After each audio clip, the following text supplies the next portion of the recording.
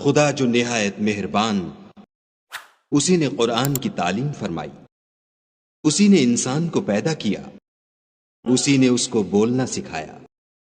سورج اور چاند ایک حساب مقرر سے چل رہے ہیں، اور بوٹیاں اور درخت سجدہ کر رہے ہیں، اور اسی نے آسمان کو بلند کیا اور ترازو قائم کی کہ ترازو سے تولنے میں حد سے تجاوز نہ کرو، اور انصاف کے ساتھ ٹھیک تولو اور تول کم مت کرو۔ اور اسی نے خلقت کے لیے زمین بچھائی، اس میں میوے اور کھجور کے درخت ہیں جن کے خوشوں پر غلاف ہوتے ہیں، اور اناج جس کے ساتھ بھس ہوتا ہے اور خوشبودار پھول۔ تو اے گروہ جن و انس، تم اپنے پروردگار کی کون کون سی نعمت کو جھٹلاؤ گے؟ اسی نے انسان کو ٹھیکرے کی طرح کھنکھناتی مٹی سے بنایا اور جنات کو آگ کے شعلے سے پیدا کیا۔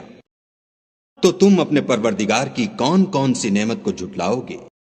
وہی دونوں مشرقوں اور دونوں مغربوں کا مالک ہے۔ تو تم اپنے پروردگار کی کون کون سی نعمت کو جھٹلاؤ گے؟ اسی نے دو دریا رواں کیے جو آپس میں ملتے ہیں، دونوں میں ایک آڑ ہے کہ اس سے تجاوز نہیں کر سکتے۔ تو تم اپنے پروردگار کی کون کون سی نعمت کو جھٹلاؤ گے؟ دونوں دریاؤں سے موتی اور مونگے نکلتے ہیں۔ تو تم اپنے پروردگار کی کون کون سی نعمت کو جھٹلاؤ گے؟ اور جہاز بھی اسی کے ہیں جو دریا میں پہاڑوں کی طرح اونچے کھڑے ہوتے ہیں۔ تو تم اپنے پروردگار کی کون کون سی نعمت کو جھٹلاؤ گے؟ جو مخلوق زمین پر ہے سب کو فنا ہونا ہے، اور تمہارے پروردگار ہی کی ذات بابرکت جو صاحب جلال و عظمت ہے باقی رہے گی۔ تو تم اپنے پروردگار کی کون کون سی نعمت کو جھٹلاؤ گے؟ آسمان اور زمین میں جتنے لوگ ہیں سب اسی سے مانگتے ہیں، وہ ہر روز کام میں مصروف رہتا ہے۔ تو تم اپنے پروردگار کی کون کون سی نعمت کو جھٹلاؤ گے؟ اے دونوں جماعتوں، ہم عنقریب تمہاری طرف متوجہ ہوتے ہیں۔ تو تم اپنے پروردگار کی کون کون سی نعمت کو جھٹلاؤ گے؟ اے گروہ جن و انس، اگر تمہیں قدرت ہو کہ آسمان اور زمین کے کناروں سے نکل جاؤ تو نکل جاؤ، اور زور کے سوا تو تم نکل سکنے ہی کے نہیں۔ تو تم اپنے پروردگار کی کون کون سی نعمت کو جھٹلاؤ گے؟ تم پر آگ کے شعلے اور دھواں چھوڑ دیا جائے گا تو پھر تم مقابلہ نہ کر سکو گے۔ تو تم اپنے پروردگار کی کون کون سی نعمت کو جھٹلاؤ گے؟ پھر جب آسمان پھٹ کر تیل کی تلچھٹ کی طرح گلابی ہو جائے گا تو وہ کیسا ہولناک دن ہوگا۔ تو تم اپنے پروردگار کی کون کون سی نعمت کو جھٹلاؤ گے؟ اس روز نہ تو کسی انسان سے اس کے گناہوں کے بارے میں پرسش کی جائے گی اور نہ کسی جن سے۔ تو تم اپنے پروردگار کی کون کون سی نعمت کو جھٹلاؤ گے؟ گناہ گار اپنے چہرے ہی سے پہچان لیے جائیں گے تو پیشانی کے بالوں اور پاؤں سے پکڑ لیے جائیں گے۔ تو تم اپنے پروردگار کی کون کون سی نعمت کو جھٹلاؤ گے؟ یہی وہ جہنم ہے جسے گناہ گار لوگ جھٹلاتے تھے، وہ دوزخ اور کھولتے ہوئے گرم پانی کے درمیان گھومتے پھریں گے۔ تو تم اپنے پروردگار کی کون کون سی نعمت کو جھٹلاؤ گے؟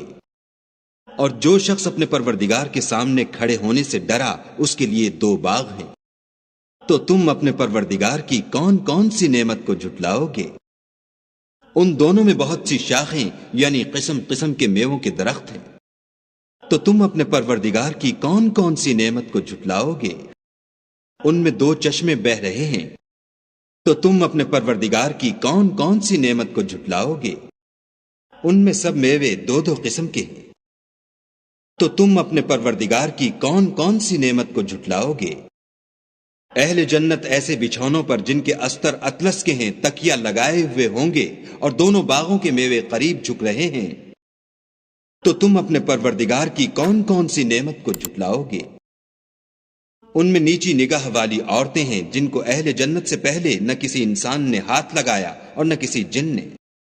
تو تم اپنے پروردگار کی کون کون سی نعمت کو جھٹلاؤ گے؟ گویا وہ یاقوت اور مرجان ہیں۔ تو تم اپنے پروردگار کی کون کون سی نعمت کو جھٹلاؤ گے؟ نیکی کا بدلہ نیکی کے سوا کچھ نہیں ہے۔ تو تم اپنے پروردگار کی کون کون سی نعمت کو جھٹلاؤ گے؟ اور ان باغوں کے علاوہ دو باغ اور ہیں۔ تو تم اپنے پروردگار کی کون کون سی نعمت کو جھٹلاؤ گے؟ دونوں خوب گہرے سبز، تو تم اپنے پروردگار کی کون کون سی نعمت کو جھٹلاؤ گے؟ ان میں دو چشمے ابل رہے ہیں، تو تم اپنے پروردگار کی کون کون سی نعمت کو جھٹلاؤ گے؟ ان میں میوے اور کھجوریں اور انار ہیں، تو تم اپنے پروردگار کی کون کون سی نعمت کو جھٹلاؤ گے؟ ان میں نیک سیرت اور خوبصورت عورتیں ہیں، تو تم اپنے پروردگار کی کون کون سی نعمت کو جھٹلاؤ گے؟ وہ حوریں ہیں جو خیموں میں مستور ہیں، تو تم اپنے پروردگار کی کون کون سی نعمت کو جھٹلاؤ گے؟ ان کو اہل جنت سے پہلے نہ کسی انسان نے ہاتھ لگایا اور نہ کسی جن نے، تو تم اپنے پروردگار کی کون کون سی نعمت کو جھٹلاؤ گے؟ سبز قالینوں اور نفیس مسندوں پر تکیہ لگائے بیٹھے ہوں گے، تو تم اپنے پروردگار کی کون کون سی نعمت کو جھٹلاؤ گے؟ اے محمد صلی اللہ علیہ وآلہ وسلم، تمہارا پروردگار جو صاحب جلال و عظمت ہے، اس کا نام بڑا بابرکت ہے۔